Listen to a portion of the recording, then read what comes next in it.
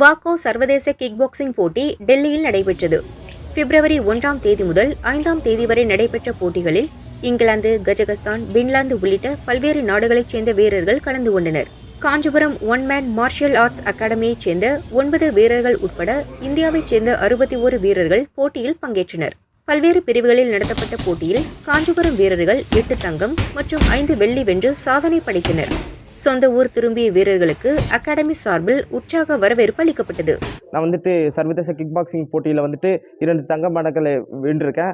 என் கூட மொத்தம் 8 பேர் வந்தாங்க. 8 பேருமே மெடல் அடிச்சு தமிழ்நாட்டுக்கு பெருமை சேர்த்துருக்கோம். நாங்கள் எல்லாருமே ஒன் மேன் மார்ஷியல் ஆர்ட்ஸ் அகாடமியை சார்ந்தவங்க.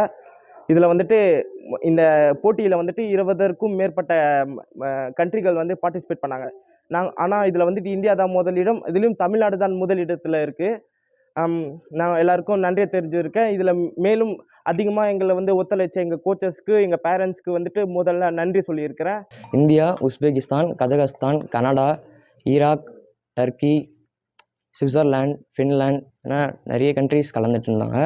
மொத்தம் பார்ட்டிசிபெண்ட்ஸ் 700+ இருந்தாங்க.